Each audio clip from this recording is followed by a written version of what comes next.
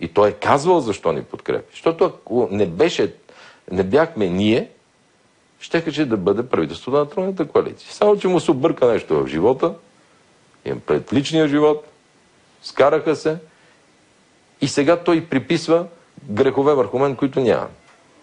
Аз изобщо не съм се намесил в тези процеси, които има в Атака. И Капка ми е близка, и той ми беше приятел. Идвали са толкова пъти на гости семейно в къщи. И изведнъж сега те се карат и той излиза в парламента, почва ме напада мене и да говори глупости по моя адрес. Нито тогава съм го молил за подкрепа, приемал съм я, благодарил съм, мъжка подкрепа е била. Сега е преценил друго да го прави, но да не си измисля такива приказки, че аз съм повлиял на депутатите му да се махна. Дрън. Много че искате да го разрушите. Ма защо да го разрушавам? Защо да го разрушавам? Той с поведението и сам се разрушава. Яне. През годините сме имали нормални отношения. Като дойдоха изборите, направихме коалиция, да. 6 месеца ни подкрепя, той го заяви това. И след това, като партия, прецени, че за да стане забележим, трябва да атакува най-силните. Кой е най-силният? Аз. И цялата им предизборна кампания беше изградена на това да ме атакува мене. Като скачени съдове, като атакуваш най-силния. Защо сега всички искат с мене да се сбият? Всички искат дебат с мен. Защото съм най-силен. И когато се биеш с едно Бистрица, ако играя с Барселона утре и излизам срещу Лео Меси, другояче звучи. И тези партии, всичките, що Станишев, като няма какво да прави, излиза и вика, искам дебат с Борисов. Самия факт, че отиваш на дебат с най-силният, те прави също силен. И затова Станишев иска дебати, Волен иска, всичките подред. И се връщам на Яне Янев. На изборите видяха, че хората не приеха да ми вземат оставката или да му уволнят. И за разлика от другите, той като дойде и каза, в края на краища глас народ и глас Божи. Какво мислите за Ахмед Доган? Ахмед Доган си е най-сериозен политик в България. Той затова не излиза, не казва искам дебат с Борисов или еди какво, защото знае, че той е стъпил на 500-600 хиляди гласове. Твърдо. Колкото и да му се отмъкват от нас, от Касим Дал, самодостатъчно да бъде незаобиколим или фактор в България, който може да подлъже другите политически партии. Той предизборно така залагаше на репликата, то не може само с рязане на ленти да се управлява, т.е. излезе ви на директен сблъсък. За всяка моя лента стои магистрала, стои зала, стои пречиствателна станция и практика да покажа, че точно с направеното от нас хората ни оцениха. Нека да ми покажа през мандатите си какво е направил. Сме заведена Цанков камък, където сме дали за 1 милиард лева 80 мегавата. Да ме заведат на кривото огледало ли беше? Това водното огледало в Кърджали за 86 милиона и 30 милиона сега в бюджета съм заложил да го доплатя, където са го открили преди 5 години, този жабурняк. Какво стана в Катуница според вас? Просто предизборно такова пренатягане на гайки ли беше? Абсолютно предизборно пренатягане на бурните. Ако не бяха изборите, още нямаше да се развие така събитието. Мисля, че след първите грешки, след това и МВР се реабилитира и за радост сега и съда си изпълнява своите функции. Имаше ли политически партии, които ръчкаха? Всяка дестабилизация в страната работи срещу ГЕРБ. Така че винаги се е ползвало ползвато на днес. Защо трябва някой да умре, за да се промени нещо, най-общо казано? Да, логичен е въпрос. Логичен е въпрос и сигурно има и много такива неща в живота, които чакат да се отключи даден процес. За съжаление, в този случай имаше загинали 2 момчета. Но аз съм поел към бащата ангажимент и до ден днешен си го спазвам. Според вътрешния министър Цветан Цветанов, вече организираната престъпност като тази, която съществуваше преди, не е в този си вид. Въобще ни разбите, няма вече такива големи групировки. Вие самите ги познавате и ги знаете. Си спомняте по японския хотел. Дали можеше да отида човек преди. И как се движиха на групи по София. Сега от тези старите имена почти няма никой в България. Спекулира се с вашите минали отношения с Младен Михалев. Дали сте били съдружници, приятели ли сте били, врагове ли сте били? Към днешна дата вие как бихте ги оприличили? От спорта тогава се познах с всички борци, каратисти, боксьори. Той беше един от тях. Що повече не мога да кажа. За Румен Николов Пашата също. И беше ми състезател в отбора. Какво да кажа, не го познавам.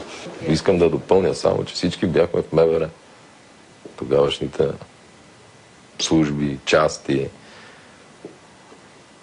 Това беше държавата МВР. Всички да бяха офицери, сержанти там. Както и аз. Вие на кога се обаждате, когато имате нужда от съвет? Ами на президента Барозо най-често. Нямате ли някой човек, който извън властта, на когото да разчитате на съвет? Някой, който да ви каже истина някаква или да сравните своите усещане за нещата с това как изглеждат отстрани извън властта? Не. Той има достатъчно добра интуиция, за да си се съветва със себе си. И винаги, когато е спазвал това нещо, винаги е било правилно. Как избрахте заместник министъра на правосъдието Деница Петкова, която се оказа всъщност, че заради нейна присъда държавата е плащала обезщетение? Аз не познавам, между другото, а си избря Диана Ковачева. Покрай всички неща, които излязоха в последствие след одобрение на тази кандидатура, смятате ли, че може би тя трябва да бъде ревизирана? Не. Ако трябва да бъде ревизирана, трябва да ми предложи министър. Какво ви липсва? Какво ми липсва ли? Да свърши кризата. Ще ми се падна най-тежкото време в света. По-тежко е само война. Преди време бяхте казали, че най-щастливият момент в живота ви е бил, когато са ви направили генерал. Да, и до ден днешен си е така. Това ми беше мечта, я си изпълних на вода. И сега? Имате ли мечта? Да. Юни месец да е готова Южната тъга. Софиянци се водят на метро. И паралелно с това Пернишки театър, Бургаски театър, Русенска опера, Старозагорска опера, филхармония. Ходите ли на опера? Да. Любима опера? Ами, не да бях в филхармонията, имаше много хубав концерт. Но на първия атракции тръгнах, защото играеха и Челси Тотна. Сега, Господа ме прощава, не мога да бъда достатъчно голям лицемер в такива случаи. Гледах и едното представление и на другата част и те си гледат Челси Тотна. Вие като баща нямате ли си своите такива бащински вълнения? Оставете магистралите, оставете... Няма, това ми е по-важно от всичко и знам, че като се направи, тогава за всички деца ще е по-добре. Времето е такова, се носи в казарма. Така го приемам и в Бояна, като съм. Това е казарма за мен. Така ми стои. Имам да изкарам казарма, така го приемайте малко на по-дърти години, но още една казарма, да устискаме да направим това, което трябва за държавата. После могат да дойдат всеки. Имам час и половина за футбол на ден. През другото време работа. Като ми трябват близките, страна ми се обади или леля, казват по няколко думи. Но просто всичко останало отнема време, отнема енергия, раздвоява и ме разконцентрира. Ние сме корави хора. Това е. Не търсиме емоции в някакви такива добре ли си, как си, какво правиш. Това са безмислени приказки, обаждания, губене на Робърт време. Де Ниро на 67 години е станал баща. Ние няма да изкараме до 67 години на власт. Това са... Вие баща сте станал. Така че има време за живота. Той те първо Може и пак да стане. А и толкова пари даваме за здравеопазване. Над 3 милиарда и половина. Нацията ще стане по-здрава. Къде отият тези пари? Отият за вече и за имунизации, за какво ли не. Сега сигнализирали експерти, че намалели парите за химиотерапия. Така усложнено. Те всяка година непрекъснато сигнализират за нещо и на края на годината се оказва, че цялата година си имало пари за всичко. Вече трета година. Само сигнализират. Има няколко специалности. Много се радвам, че той е тук и го чува това нещо. След няколко години в тези специалности няма да има специалисти. Няма да има хистолози и патоанатоми. Няма кой да разчете цитонамаската на една жена, а това е присъда и съдба за живота й. Няма да има неонатолози, хора от моята специалност, които се грижат за бебетата. Няма да има реаниматори и анестезиолози, което е заплаха за националната сигурност, според мен. Няма ми го напиши на листче. И ми го дай да поразпитам.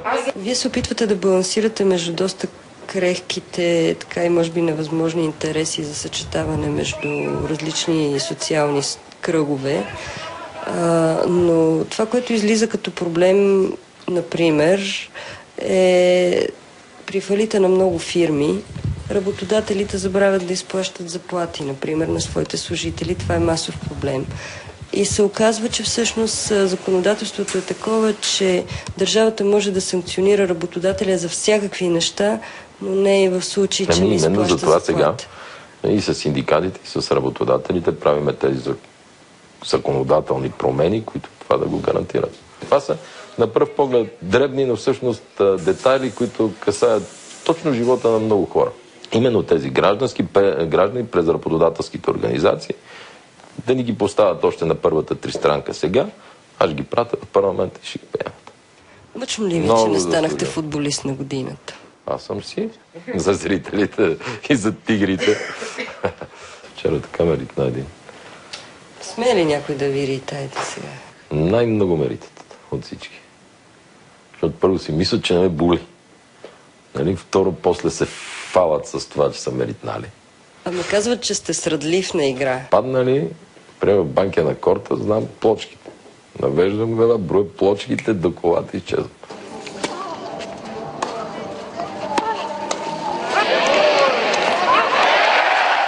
Вие май на Бекер не му подадохте ръка, въпреки че се предполага, че ще паднете от него на тенис. Не. Губиш, ставаш, отиваш и оставаш, другите да се радват.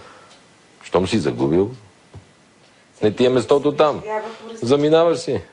Като биеш, може да говориш всичко. Бекер друго беше, защото ме подразни Малева, че само ще говореше на английски. Come on. Абе, чакай с Янаки, ще ви скъсаме. Затова се нервирах, защото нали се едно както и не на работа си. А вие с английския докъде го добутахте? Да подкривам да круша. За тази сутрин Миролюба Бенатова, BTV.